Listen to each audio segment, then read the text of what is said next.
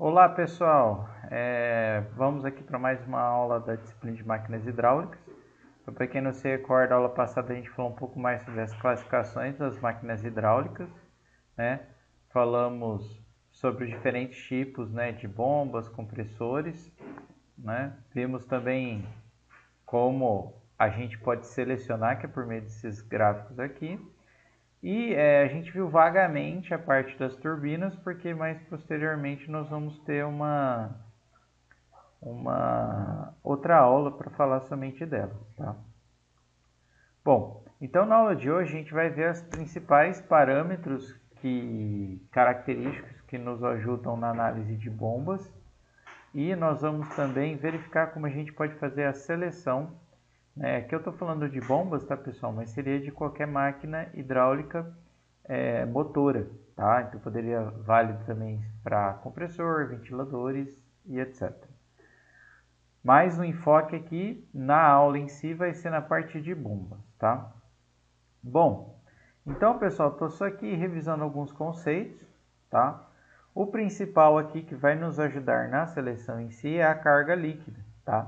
Que a gente obtém lá da lei da conservação de energia, analisando a variação da energia de pressão, de energia cinética, de energia potencial gravitacional e de perda de carga no nosso sistema, tá?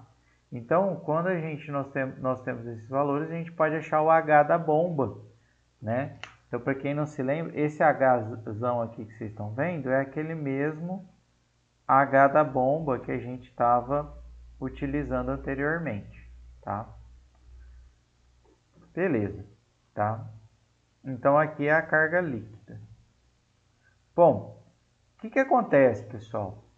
Em termos práticos, como que a bomba funciona? Nós vamos ter um eixo acoplado aqui no rotor da bomba. Esse eixo, a partir de uma potência de eixo, ele gira. E essa energia mecânica decorrente da potência de eixo, ela converte a energia para a energia da água, né, do fluido, aumentando assim a pressão de saída ali do fluido que está passando pela bomba. Então veja que nós temos uma conversão da energia mecânica, que seria a potência aplicada ao eixo, em o que? Em uma energia maior da água, um aumento de energia da água, tá? O que acontece, pessoal? Essas conversões, esses processos, eles não são 100% eficientes. Ou seja, essa potência que eu vou aplicar no eixo da bomba, né, ela vai ser diferente da potência que vai resultar no aumento de energia da água, né, ou seja, aumento de pressão da água, tá? Bom, a potência relacionada ao aumento de energia da água, pessoal, a gente chama de potência de água, tá? Se vocês se recordam, era exatamente aquela potência da bomba que eu ensinei vocês a calcularem, tá? Na aula posterior, numa das aulas anteriores, né? Que é dado pelo peso específico vezes a vazão volumétrica vezes o que? O H da bomba, tá? Então aqui tá a mesma coisa, tá? A única coisa é que a gente substituiu o H da bomba por esse Hzão, porque é a nomenclatura normalmente utilizada, tá? A potência para a ser aplicada no eixo, para que ele gire e com isso aumente a energia da água, é a potência de eixo, chamada também de BHP, Brake Horsepower, tá? Vem do inglês. Essa potência ela pode ser estimada por meio da velocidade de rotação do eixo, em radianos por segundo, pelo torque a ser, né, torque convertido ali no eixo, né? A força necessária para o eixo ter aquele deslocamento angular, tá? Sendo que a eficiência da bomba vai ser uma relação entre a potência da água e a potência do eixo. Por quê? Porque a potência do eixo ela vai ser sempre maior que a da água, devido às perdas nesse processo de transformação da energia mecânica em energia da água, tá? Então, isso aqui que seria a eficiência da bomba. Então, beleza. Feito isso, pessoal, esses são os parâmetros principais, né, da bomba. Agora vamos analisar as curvas de desempenho da bomba, tá? Então, a primeira coisa que a gente tem que ter em mente, tá, é que as curvas de desempenho da bomba, ela vai estar sempre o quê? A carga, né? No caso da bomba, pessoal, seria a carga líquida, tá? No caso de ventiladores, a gente não vai ter a carga, mas vai ter o quê? A variação de pressão, tá? Para quem não se recorda, pessoal, isso aqui é basicamente a mesma coisa. Lembra? A gente inclusive viu como convertia. Se você pegar o ΔP e dividir pelo peso específico, a gente tem um H. Então, o ΔP ele vai ser o quê? O H vezes o peso específico, tá? Então, veja que o H ou o ΔP, ele vai ser o carinha do eixo Y. No eixo X, nós vamos ter a vazão que o meu sistema vai estar operando, tá? Então, todas as curvas de bomba, ou de ventiladores ou compressores, vão ter essa cara aqui que a gente está vendo, tá? Bom, pessoal, outros pontos interessantes. Nós temos o ponto de fornecimento livre e a carga de fechamento, tá? O ponto da carga de fechamento ocorre quando nós estamos operando basicamente com uma vazão nula, tá? Consequentemente, eu tenho que a maior carga útil possível. Por quê? Uma vez que eu preciso aumentar a pressão de uma pequena quantidade de fluido, obviamente eu vou conseguir o quê? Aumentar muito a pressão dele. Por isso que parte aqui da parte de cima, ok? Já a carga de fornecimento livre é exatamente oposta. É quando o quê? Nós temos o máximo de vazão possível que a bomba consegue suportar, tá? Ou seja, que ela conseguiria aumentar a pressão tendo uma pressão praticamente nula, ok? E aí a gente fala que a bomba, inclusive, ela se encontra bloqueada, tá? Porque basicamente ela não vai estar o quê? Exercendo função alguma, tá? Perdão, ela vai estar bloqueada aqui em cima, pessoal. Tá? Porque aí a gente não vai ter vazão nenhum, tá? Bom, o que acontece, pessoal? Esses pontos aqui a gente não utiliza na prática, tá? Mas eles são referências de limites que nós podemos ter na nossa bomba. Ou seja, o máximo de carga que a bomba vai conseguir fornecer ou o máximo de vazão que a bomba vai conseguir operar. Mas do ponto de vista prático, são pontos em que a gente não pode operar, porque vão acarretar o quê? Em problemas de funcionamento da bomba, ok? Bom, outra coisa interessante. Então, beleza, vimos isso aí. Outra coisa, se nós olharmos aqui, nós podemos ver que nós temos diversas linhas, o que é algo comum, tá? Então, veja que a gente vai ter uma linha aqui, ó, rosa sólida, que estaria representando a carga líquida da bomba. Nós vamos ter uma linha tracejada, que representa o quê? A eficiência da bomba. Nós vamos ter uma outra linha tracejada, só que agora rosa, que representa a potência de eixo da bomba. Então, isso é algo comum quando a gente tem curvas de desempenho de bomba. Ou seja, no mesmo gráfico, nós temos informações da eficiência, de como está variando a carga útil e a potência de eixo do sistema, tá? Isso ainda vai somar outros parâmetros, como por exemplo, o diâmetro de rotor empregado pela bomba, ok? Então, beleza. Então, vamos lá. Vamos prosseguir aqui. Bom, o que acontece, pessoal? Deixa eu mostrar aqui para vocês, tá? Depois a gente volta ali no outro slide.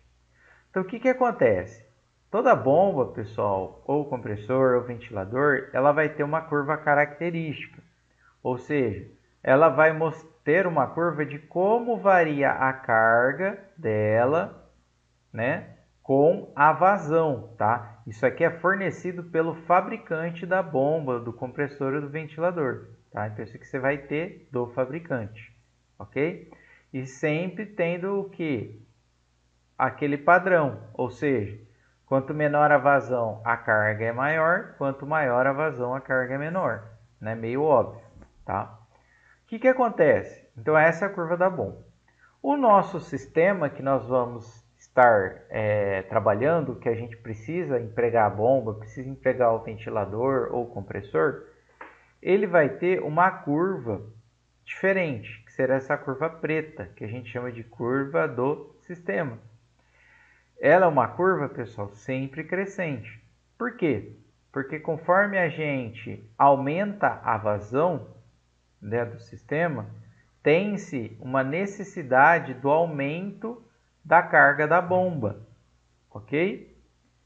Então veja que essa aqui, a rosinha, seria a carga disponível, ou seja, a carga máxima que a bomba conseguiria operar para essas condições.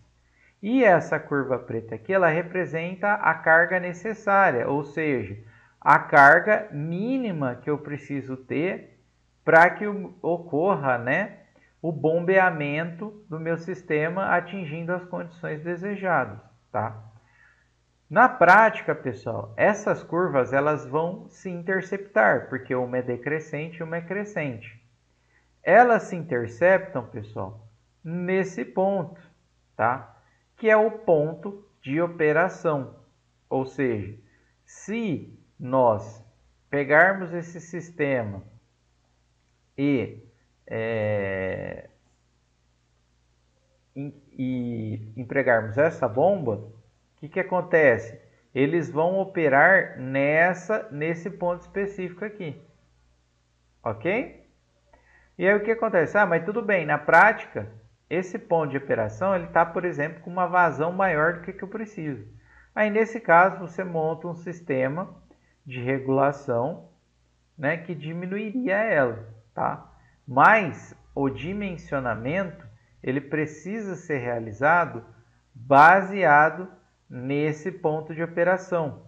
É ele que vai me indicar o que? Aonde eu vou estar operando. Tudo bem, pessoal? Ok? Então a ideia é essa.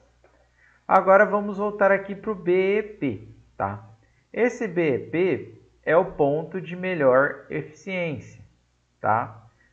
Por quê? Porque se a gente analisar a curva da eficiência em si aqui, o que acontece? Eu vou ter uma eficiência máxima, que é nesse ponto aqui, ok? Nesse ponto a gente vai ter o que? A carga líquida maior, essa carga líquida e essa potência de eixo, operando a essa vazão específica aqui, tá? O ideal é que a gente sempre procure selecionar uma bomba para que ela opere o mais próximo possível do seu ponto de melhor eficiência, ok? Então, na prática, o nosso papel como engenheiros é selecionar uma bomba no qual essas curvas aqui, o ponto de operação dela seja onde? No ponto de melhor eficiência, que seria aqui, ok? Caso contrário, eu vou estar o quê? Utilizando a bomba para uma condição em que ela é menos eficiente do que ela poderia ser, tá? Isso pode ser atingido sempre? Não, mas é algo que a gente busca, tá? Bom, então qual que vai ser o passo a passo para a seleção da bomba? Primeira coisa, saber a vazão que nós devemos operar e a carga útil.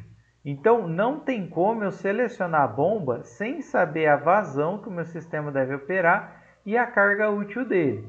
Então, essa é a primeira etapa para a seleção da bomba. Inclusive, foi o que vocês fizeram no projeto 1 da disciplina, tá? Feito isso, o que a gente vai fazer? A gente vai encontrar o ponto de operação, que é o que? Onde as curvas, né, a decrescente e a crescente, elas se encontram. A decrescente a gente utiliza de dados do fabricante, a decrescente a gente vai encontrar por meio da análise ali da lei da conservação da energia. Então, quando elas forem iguais, nós vamos atingir o ponto de operação, ok? A partir disso, a gente vai selecionar a bomba que vai apresentar a melhor eficiência nesse ponto, ok? Então, a ideia basicamente é esse, tá? Então, a gente primeiro tem a vazão e a carga, depois a gente verifica o ponto de operação, né? E a partir desse ponto de operação, a gente seleciona a bomba que teria a melhor eficiência nele, ou seja, que estaria mais próximo do ponto de melhor eficiência da bomba, tá? O procedimento é bem simples, tá, pessoal? Assim, em termos teóricos, tá? Feito isso, pessoal, nós vamos fazer alguns exercícios aqui para vocês entenderem, tá bom? Então, esse vídeo teórico termina por aqui e a gente continua com os exercícios.